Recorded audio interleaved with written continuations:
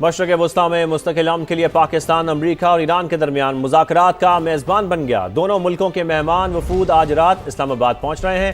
ساری دنیا کی نظریں اسلام آباد پر لگ گئی ہیں۔ دونوں ممالک کے درمیان مستقل جنگ بندی کے لیے براہ راست مذاکرات کا آغاز کل ہوگا۔ اسلام آباد سے رپورٹ کر رہی ہیں سمیرہ خان۔ مشرق وسطی جنگ میں 2 ہفتے کے عارضی سیز فائر کو مستقل جنگ بندی میں بدلنے کا مشن۔ امریکہ اور ایران کے درمیان اہم اور فیصلہ کن اسلام آباد مذاکرات کے لیے تیاریاں مکمل۔ واشنگٹن اور تہران سے وفود آج رات پاکستان کے وفاقی دارالحکومت پہنچیں گے۔ مہمان وفود کے براہ راست مذاکرات جمعے کی صبح ہوں گے۔ امریکہ سے نائب صدر JD وینس کی سربراہی میں وفد پاکستان پہنچ رہا ہے۔ نمائندہ خصوصی سٹیو وٹکاف اور جیرڈ کشنر بھی وفد میں شامل، جبکہ ایرانی وزیر خارجہ عباس عراقچی اور سپیکر باقر غالباف پر مشتمل وفد بھی آج اسلام آباد پہنچ رہا ہے۔ اسلام آباد میں ایرانی سفیر رضا امیری مقدم کا کہنا ہے مذاکرات میں 10 نکاتی ایرانی تجاویز پر بات چیت ہوگی۔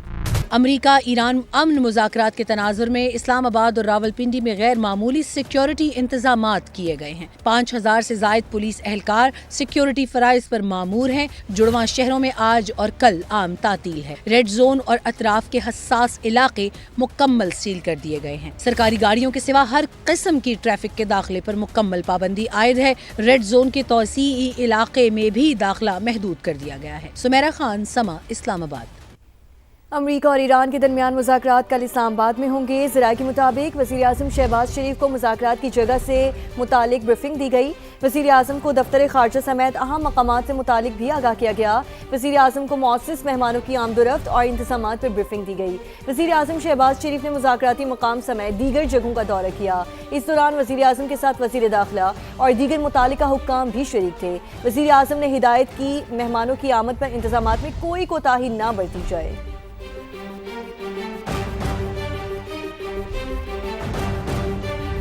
تو امریکہ اور ایران کے درمیان پائیدار جنگ بندی کے لیے اہم مذاکرات کل صبح اسلام آباد میں متوقع ہے۔ غیر ملکی وفود کی آمد پر جڑواں شہروں میں سیکیورٹی ہائی الرٹ کر دی گئی ہے۔ مزید جانیں گے نمائندہ خصوصی قمر المنور سے۔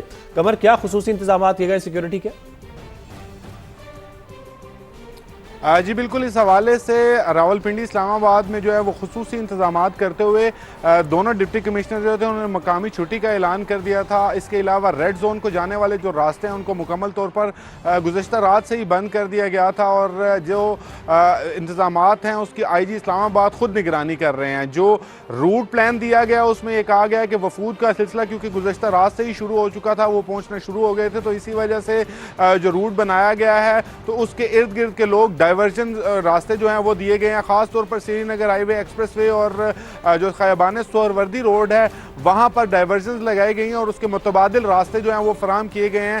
ریڈ زون کو جانے والے تمام راستے مکمل طور پر بند ہیں، لیکن ان راستوں پر صرف سرکاری گاڑیوں کو جانے کی اجازت دی گئی ہے، پرائیویٹ گاڑیوں کی جانے کی اجازت جو ہے وہ نہیں ہے۔ جو داخلہ ہے ریڈ زون کے اندر وہ بھی محدود کر دیا گیا ہے، پاسز کے ساتھ ہی اندر جانے کی اجازت جو ہے وہ دی جا رہی ہے۔ اس کے علاوہ میں آپ کو بتاؤں کہ جو اسکولز اس کے اندر واقع تھے اور وہاں پر امتحانات تھے وہ بھی ملتوی کر دیے گئے ہیں، اور ان کا نیا شیڈیول جاری کرنے کے حوالے سے ڈپٹی کمشنر نے کہا ہے فیڈرل ڈائریکٹوریٹ آف ایجوکیشن جو ہے وہ بالکل اس کا نیا شیڈیول جاری کیا جائے گا۔ سیکیورٹی ہائی الرٹ ہے، خصوصی انتظامات کیے گئے۔ بہت شکریہ آپ کا قمر۔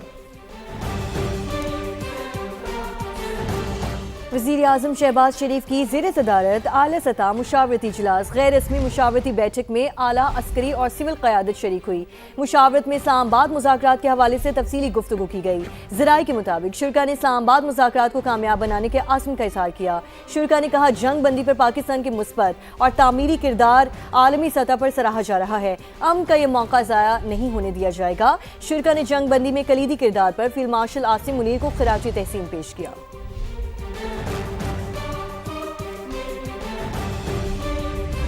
اور وفاقی وزیر داخلہ محسن نقوی سے امریکی سفیر نیٹلی بیکر کی ملاقات ہوئی۔ مشرق وسطی کی موجودہ صورتحال پر تفصیلی بات چیت کی گئی۔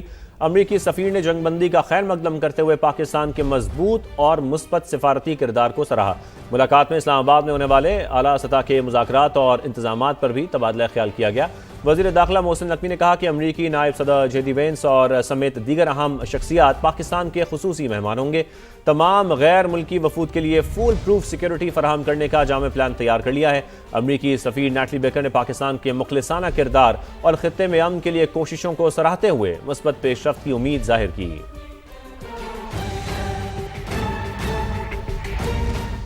امریکی جنگی بحری جہاز، فوجی اہلکار اور خطرناک ہتھیار ایران کے آس پاس ہی رہیں گے۔ امریکی صدر ٹرمپ نے ایک بار پھر خبردار کر دیا۔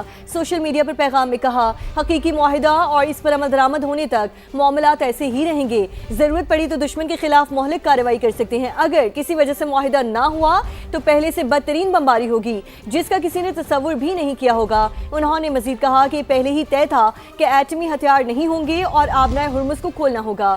ہماری فوج سامان سمیٹ کر اگلے مشن کی تیاری کر رہی ہے۔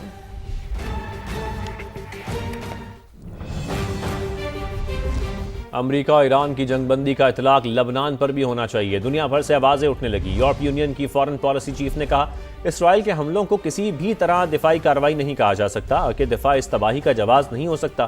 جنگ بندی میں لبنان کو بھی شامل ہونا چاہیے۔ برطانوی اور فرانسیسی وزراء خارجہ نے بھی لبنان میں جنگ بندی کا مطالبہ کیا۔ ایمنسٹی انٹرنیشنل نے اپنے بیان میں کہا کہ 10 منٹ کے اندر 100 مقامات پر بمباری کی گئی۔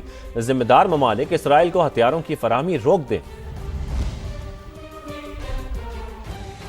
سیز فائر کے بعد آبنائے ہرمز کی بحالی دنیا کو تقریباً 20% تیل سپلائی کرنے والی گزرگاہ 38 دن بند رہی۔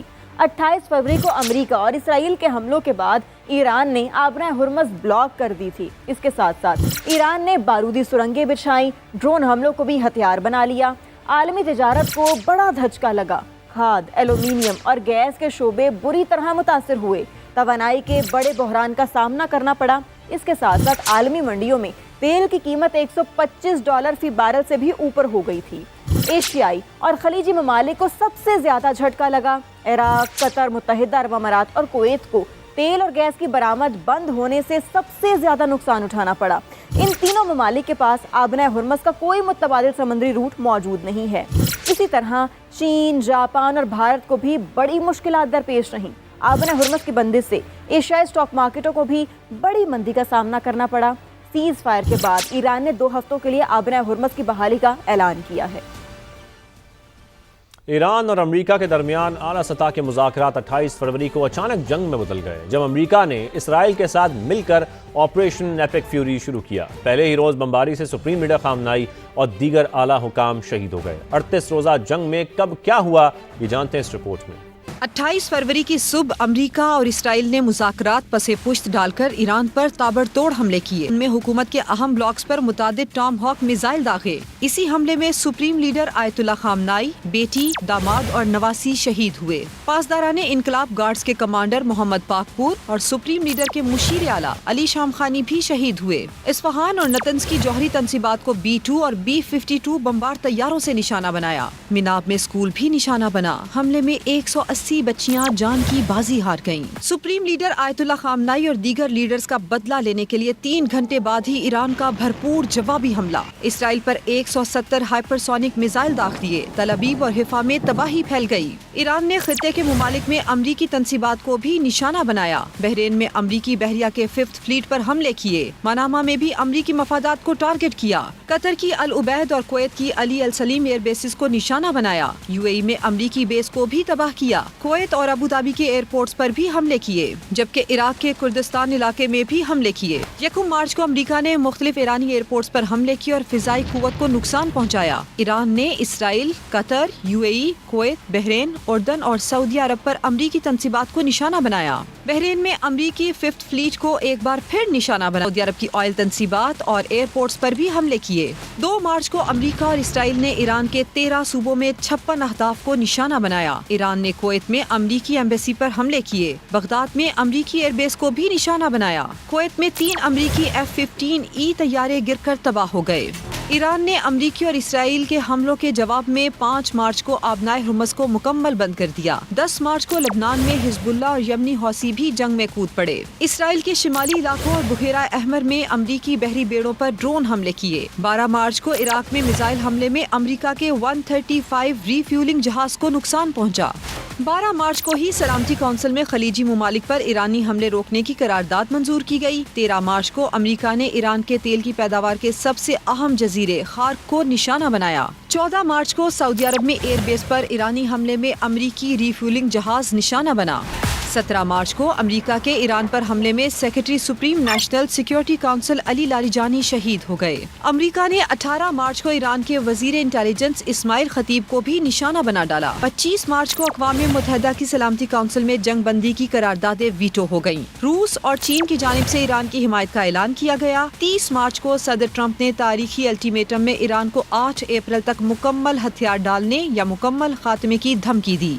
3 अप्रैल को ईरान ने जनूबी इलाके में अमरीकी तैयारा मार गिराया। तैयारे के 2 पायलट्स की बाजियाबी के लिए अमरीकी फौज ने भरपूर ऑपरेशन किया। अमरीकी स्पेशल फोर्सेस पायलट्स को रेस्क्यू करने में कामयाब रहीं, तहम हेलीकॉप्टर्स और C-130 समेत 6 जहाज तबाह हो गए। जंग में अमरीका के 15 फौजी हलाक हुए, 25 जहाज और मशरिक़ वुस्ता में 12 महंगे तरीन रडार सिस्टम तबाह हुए।